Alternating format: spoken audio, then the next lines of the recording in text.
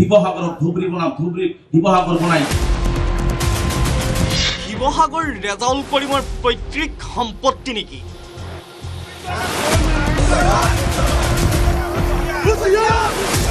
শিৱসাগৰক ধুবুৰী কৰি বৰ অসম হয় নেকি?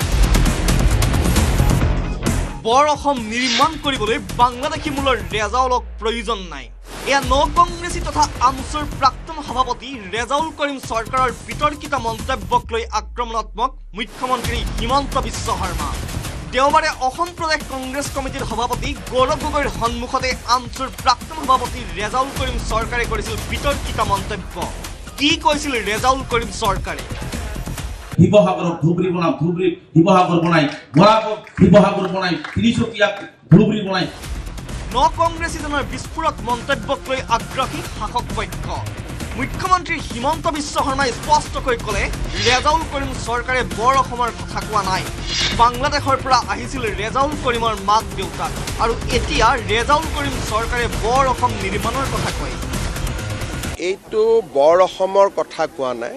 আমি সকলোৱে শুনিছোঁ ধুবুৰীক বৰ অসমৰ কথা ক'লেহেঁতেন শংকৰদেৱৰ আদৰ্শৰে বৰ অসম কৰি, শিৱসাগৰক ধুবুৰী কৰি বৰ অসম হয় নেকি? মাথা বেয়া হৈছে নেকি তেওঁলোকৰ? এনেকৈ ক'ব নেকি যে শিৱসাগৰখনক আমি ধুবুৰী বনাম? তেওঁলোকৰ দেউতাক মাকৰ সম্পত্তি নেকি? এইটো কি ধৰণৰ কথা কয়? ৰেজাউল কৰিমৰ দেউতাক মাকে শিৱসাগৰ নিৰ্মাণ কৰিছিল নেকি? ৰেজাউল কৰিমৰ দেউতাক মাক আহিছে ময়মনসিং জিলাৰ পৰা বা ৰংপুৰ জিলাৰ পৰা, বাংলাদেশৰ পৰা। এতিয়া তেওঁলোকে কৈছে যে আমি শিৱসাগৰ বৰ অসম কৰিম। বৰ অসম কৰাৰ কাৰণে শিৱসাগৰৰ মানুহ নাই, ৰেজাউল কৰিমক দৰকাৰ আছে। এটা বৰ অসম নিৰ্মাণ কৰাৰ কাৰণে বাংলাদেশ মূলৰ ৰেজাউল কৰিমক প্ৰয়োজন হ'ব নেকি শিৱসাগৰৰ ৰাইজক? গৌৰৱ গগৈ আৰু দেৱব্ৰত শইকীয়াৰ ইমান ম্যাহ প্ৰেম কিয়, সেয়া বুজি নাপাওঁ বুলি ক'লে মুখ্যমন্ত্ৰী হিমন্ত বিশ্ব শৰ্মাই। কেৱল এয়াই নহয়, দেওবাৰে নিশাই ৰেজাউল কৰিমৰ ভাষ্যৰ বাবে গৌৰৱ গগৈক উদ্দেশ্যি বাক্যবান নিক্ষেপ কৰিছিল মুখ্যমন্ত্ৰী হিমন্ত বিশ্ব শৰ্মাই। ৰেজাউল কৰিমৰ ভাষণৰ মাজতে বিৰোধিতা কৰিব লাগিছিল গৌৰৱ গগৈয়ে, ৰেজাউলৰ বিৰোধিতা কৰিব পাৰিব লাগিছিল গৌৰৱ গগৈয়ে। গৌৰৱ গগৈয়ে লগে লগে থিয় হৈ ক'ব লাগিছিল যে আপুনি এনেকুৱা কথা কিয় কৈছে। বাকী সকলোতেতো শিৱসাগৰ এনেই আগবঢ়া, শিক্ষা সংস্কৃতি সকলো ক্ষেত্ৰতেতো ধুবুৰীতকৈ আগবঢ়া হৈয়ে আছে। গতিকে কোনটো ক্ষেত্ৰত ধুবুৰী শিৱসাগৰ হ'ব? এইবিলাক দেৱব্ৰত শইকীয়া, গৌৰৱ গগৈ কি পায় নাজানো, মিয়াৰ প্ৰতি কিয় ইমান মৰম? ভোটটোতো দিয়ে অসমীয়া মানুহে। কংগ্ৰেছে মিয়াৰ ওচৰত আত্মসমৰ্পণ কৰিছে, এয়া অসমীয়া জাতি সত্তাৰ প্ৰতি অপমান। কংগ্ৰেছ আৰু এবাৰ শাসনত আহিলে মিয়াই অসমত লুটিপুটি খাব। ৰেজাউলৰ বিতৰ্কিত মন্তব্যৰ আলম লৈ কংগ্ৰেছক তোলা ধোনা মুখ্যমন্ত্ৰী হিমন্ত বিশ্ব শৰ্মাৰ। শিৱসাগৰ যদি ধুবুৰী হয় তেতিয়াহ'লে বৰ অসম নহয়, সেইখন মিয়া অসম হ'ব। গতিকে এই কথাবিলাকতে আমাৰ আপত্তি। কংগ্ৰেছে যি ধৰণে মিয়াৰ ওচৰত আত্মসমৰ্পণ কৰিছে, সি অসমীয়া জাতিসত্তাৰ প্ৰতি এটা ভাবুকি আনি দিছে। আৰু কংগ্ৰেছৰ যদি অসমত তেওঁলোকে আৰু এবাৰ শাসনলৈ আহে, গোটেই মিয়াই অসমখন লুটিপুটি খাব, একো বাকী নথব। কেৱল মুখ্যমন্ত্ৰীয়ে নহয়, শাসক পক্ষৰ মন্ত্ৰী বিধায়ক আক্ৰমণাত্মক কংগ্ৰেছৰ বিৰুদ্ধে।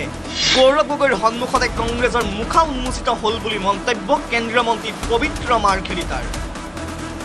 বিগত বহুদিনৰ পৰা চেষ্টা কৰি আছে, আৰু আজি তেওঁলোকৰ মুখা গৌৰৱ গগৈৰ আগতে উন্মোচিত হৈ গ'ল। গৌৰৱ গগৈ হয়তো নিৰ্দেশ দিছে তেওঁলোকৰ নিজৰ মানুহখিনিক তোষামোদ কৰিবৰ বাবে, বা তেওঁলোকৰ এজেণ্ডাটো আজি ৰেজাউল কৰিমৰ যোগেদি ওলাই গৈছে যে শিৱসাগৰ, যোৰহাট বা তিনিচুকীয়া ইত্যাদি ঠাইও ধুবুৰী কৰি দিয়া হ'ব। মন্ত্ৰী বিমল বৰা, ৰঞ্জিত দাস আৰু বিধায়ক মানৱ ডেকাৰো চোকা সমালোচনা কংগ্ৰেছৰ।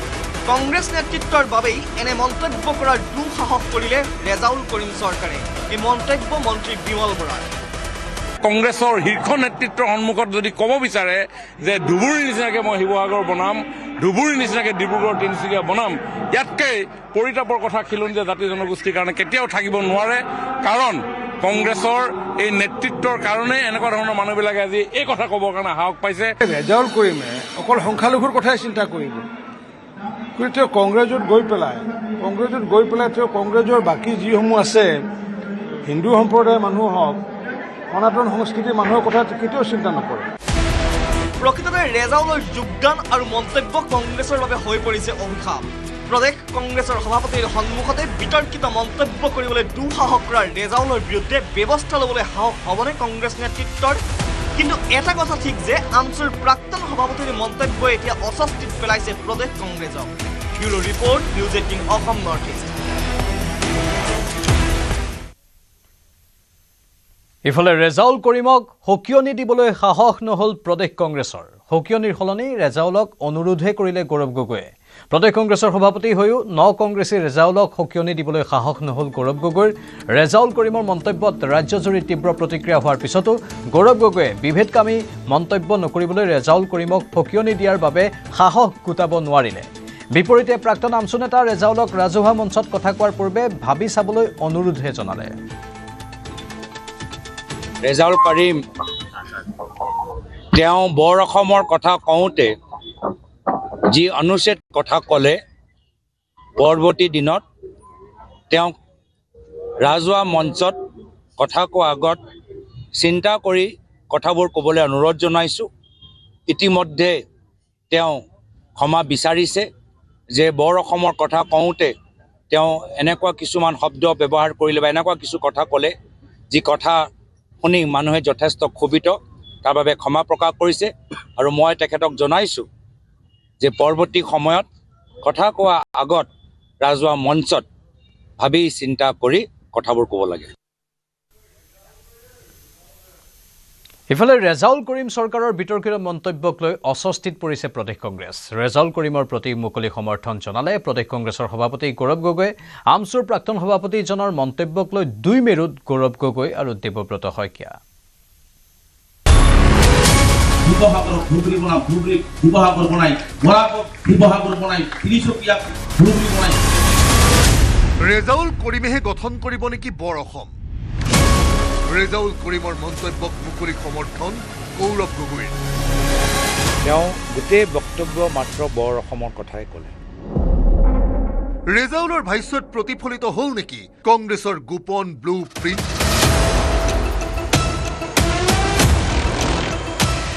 ৰেজাউলৰ মন্তব্যক লৈ দুই মেৰুত গৌৰৱ গগৈ, দেৱব্ৰত শইকীয়া।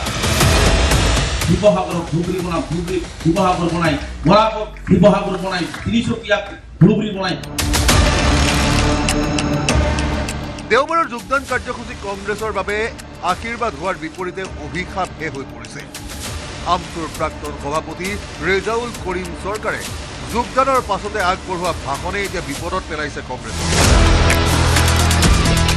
শক্তি বৃদ্ধি কৰাৰ লক্ষ্যৰে কংগ্ৰেছে গ্ৰহণ কৰিছে ৰেজাউল কৰিম চৰকাৰক, কিন্তু শক্তি বৃদ্ধি কৰাৰ পৰিৱৰ্তে ৰেজাউলৰ মুখৰ বচনে অস্বস্তিত পেলাইছে প্ৰদেশ কংগ্ৰেছক। ৰেজাউলে সপোন দেখিছে বৰ অসম গঢ়াৰ। কংগ্ৰেছৰ সংকল্প বৰ অসমৰ নতুন অসম গঢ়াৰ। এই সংকল্পতে শিৱসাগৰক ধুবুৰী বনোৱাৰ লক্ষ্য আছে নেকি কংগ্ৰেছৰ? শিৱসাগৰক ধুবুৰী বনাম। ৰেজাউল কৰিম চৰকাৰে কৈছে ধুবুৰীক শিৱসাগৰ বনাম, শিৱসাগৰ তিনিচুকীয়াক বনাব হেনো ধুবুৰী। আৰু এই মন্তব্যকো চকু মুদি সমৰ্থন প্ৰদেশ কংগ্ৰেছৰ সভাপতি গৌৰৱ গগৈৰ। শিৱসাগৰক ধুবুৰী বনাম, ধুবুৰীক শিৱসাগৰ বনাই, বৰাকক শিৱসাগৰ বনাই, তিনিচুকীয়াক ধুবুৰী বনাই। একেলগে একত্ৰিত কৰি সমন্বয়ৰ বাৰ্তাৰে, উন্নয়নৰ বাৰ্তাৰে আমি একেলগে অসমখনক আগুৱাই লৈ যাওঁ। তেওঁ গোটেই বক্তব্য মাত্ৰ বৰ অসমৰ কথাই ক'লে। আৰু অসমৰ প্ৰতিটো জিলাৰ ভিতৰত আমি শান্তিত থাকি ভাতৃত্ব মনোভাৱ লৈ আমি অসমখন আৰ্থিকভাৱে আৰু সবল কৰোঁ, সেই পৰামৰ্শ, সেই বাৰ্তা তেওঁলোকে দিব পাৰিছে। গৌৰৱ গগৈৰ মতেও ৰেজাউল কৰিম চৰকাৰে বৰ অসমৰ কথাই কৈছে, কিন্তু গৌৰৱ গগৈৰ বিপৰীত মেৰুত বিধানসভাৰ বিৰোধী দলপতি দেৱব্ৰত শইকীয়া। কিন্তু তেওঁৰ মন্তব্যবিলাক কিছুমান আগে পিছত অলপ মানে কণ্ট্ৰভাৰ্চিয়েল হয়, এইটো মই স্বীকাৰ কৰোঁ। ৰেজাউল কৰিম চৰকাৰৰ শব্দচয়ন একেবাৰে ভাল নহয়। কংগ্ৰেছৰ মজিয়াৰ পৰা ভৱিষ্যতে এনে মন্তব্য নকৰিবলৈ ৰেজাউল কৰিম চৰকাৰক সকিয়নি দেৱব্ৰত শইকীয়াৰ। তাৰ আগত তেওঁ এটা বিশেষ জনগোষ্ঠীৰ কাৰণে সদায় মাত মাতি আহিছিল, সেই গতিকে তেওঁ অকণমান আৰু অধ্যয়ন কৰি পেলাই ক'লে ভাল হ'ব, ভাল ভাল ভাল হ'ব।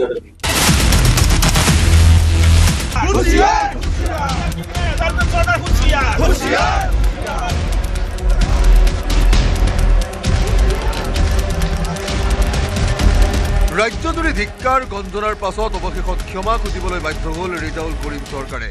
চৌদিশে তিৰস্কাৰৰ সন্মুখীন হৈ ক্ষমা খুজিলে ন কংগ্ৰেছী ৰেজাউলে। কোৱাৰ লক্ষ্যটো আছিল, উদ্দেশ্যটো আছিল এটা সমন্বয় কৰাৰ, আৰু মই সেই উদ্দেশ্যৰেই কৈছিলোঁ। মই তেনেকুৱা কোনো মনোবৃত্তি লৈ পেলাই এই কথাটো কোৱা নাছিলোঁ।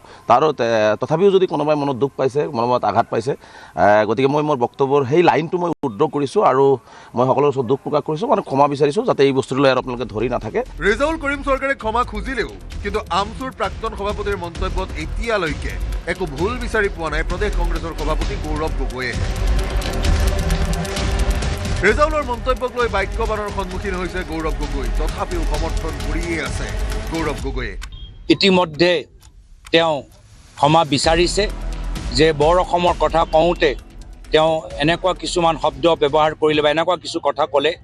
প্ৰকৃততে গৌৰৱ গগৈৰ মনৰ কথাই ক'লে নেকি ৰেজাউল কৰিম চৰকাৰে? অৱতাৰণা হৈছে এই প্ৰশ্নৰো। দেৱব্ৰত শইকীয়াই বিৰোধিতা কৰিছে। ৰেজাউলৰ ভাষ্যও এতিয়া দুটা ভাগত বিভক্ত কৰিছে নেকি কংগ্ৰেছক? এই প্ৰশ্নৰো হৈছে উত্থাপন। Bureau report, news 18 Assam.